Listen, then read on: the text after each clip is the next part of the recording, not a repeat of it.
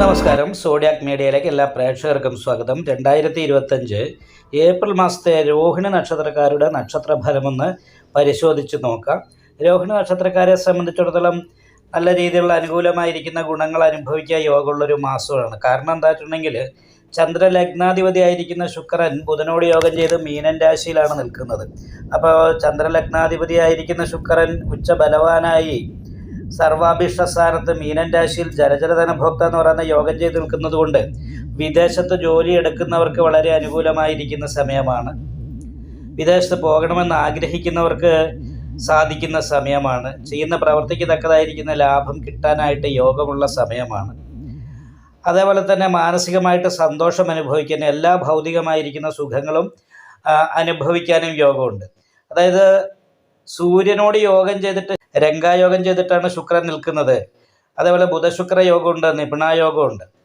അപ്പോൾ യാത്രകൾക്ക് യോഗമുള്ള സമയമാണ്. വിനോദയാത്ര, പുണ്യക്ഷേത്ര ദർശനം, ഇങ്ങനെയുള്ള കാര്യങ്ങൾക്കൊക്കെ യോഗമുള്ള ഒരു സമയമാണ്. അതിനോടൊപ്പം തന്നെ ലഗ്നാൽ 10ാം ഭാവാധിപതി കർമാധിപതി ലാഭസ്ഥാനത്താണ് നിൽക്കുന്നത്. അതും അനുകൂലമായിരിക്കുന്നൊരു ഗുണമാണ്. ചെയ്യുന്ന പ്രവൃത്തിക്ക് തക്കതായിരിക്കുന്ന പ്രതിഫലം കിട്ടാനായിട്ട് യോഗമുണ്ട് എന്ന് പറയുന്നൊരു ഗുണമാണുള്ളത്. കാരണം ഈ രോഹിണി നക്ഷത്രക്കാരെ സംബന്ധിച്ചിടത്തോളം കണ്ടകശനിയുടേതായിരിക്കുന്ന ദോഷം ഉണ്ടായിരുന്നു. നല്ല പ്രവൃത്തി എടുത്തിട്ടുണ്ടെങ്കിലും നല്ല പ്രതീക്ഷയോടുകൂടിയും വളരെ ആക്റ്റീവായിട്ടും പ്രവൃത്തി എടുത്തിട്ടുണ്ടെങ്കിൽ ആ പ്രവൃത്തിക്ക് തക്കതായിരിക്കുന്ന ഗുണം കിട്ടാതിരിക്കാനുള്ള ഒരു സാധ്യത കണ്ടകശനിയുടെ ദോഷം കാരണം കൊണ്ടുണ്ടായിരുന്നു.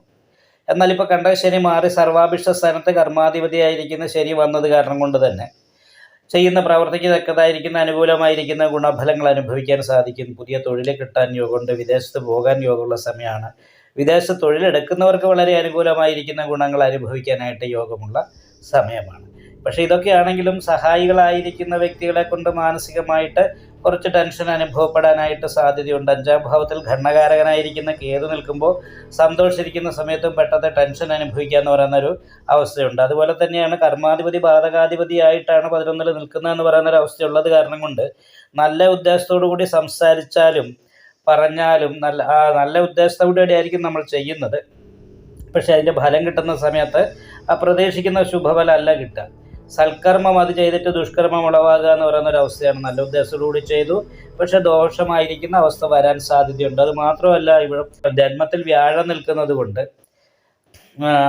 ജന്മരാമവനേ ദുഃഖം എന്ന് പറയുന്നൊരു യോഗം കൂടിയാണ്. അതായത് ശ്രീരാമചന്ദ്രൻ വനവാസത്തിന് പോയ രീതിയിലുള്ള കൃത്യമായിട്ടൊരു കാര്യത്തിന് എന്താണ്, എവിടെയാണ്, എങ്ങനെയാണ്, എന്ത് ചെയ്യണമെന്നൊരു തീരുമാനം എടുക്കാൻ പറ്റാതെ ഇരിക്കുന്ന രീതിയിലുള്ള തടസ്സങ്ങൾക്ക് യോഗമുള്ളത് കാരണം വിഷ്ണു ക്ഷേത്രത്തിൽ യഥാശക്തി വഴിപാട് ചെയ്ത് ദൈവാധീനം വർദ്ധിപ്പിക്കാനായിട്ട് പ്രത്യേകം ശ്രദ്ധിക്കണം. 14ാം തീയതിക്ക് ശേഷം 12ാം ഭാവത്തിൽ നിൽക്കുന്ന സൂര്യൻ അനാവശ്യമായിട്ട് യാത്രകൾ, ധനനഷ്ടം, ശാരീരികമായിട്ടുള്ള ക്ഷീണം, ഇങ്ങനെയുള്ള പ്രശ്നങ്ങൾ ഉണ്ടാക്കാൻ സാധ്യതയുണ്ട്. ശിവക്ഷേത്രത്തിലും യഥാശക്തി വഴിപാട് ചെയ്ത് നന്നായിട്ട് പ്രാർത്ഥിച്ചു കഴിഞ്ഞാൽ മേൽപ്പറയപ്പെട്ട തടസ്സങ്ങളൊക്കെ മാറി രോഹിണി നക്ഷത്രക്കാർക്ക് ഈ മാസത്തിൽ അനുകൂലമായിരിക്കുന്ന ഗുണഫലങ്ങൾ അനുഭവിക്കാനായിട്ട് സാധിക്കുന്നതാണ്. നിങ്ങൾക്ക് ഈ വീഡിയോ ഇഷ്ടപ്പെട്ടാൽ ലൈക്ക് ചെയ്യുക, നിങ്ങളുടെ അഭിപ്രായങ്ങൾ കമൻറ്റ് ചെയ്യാം. ജ്യോതിഷവുമായി ബന്ധപ്പെട്ട കൂടുതൽ കാര്യങ്ങൾ അറിയാൻ ഈ ചാനൽ സബ്സ്ക്രൈബ് ചെയ്യുക.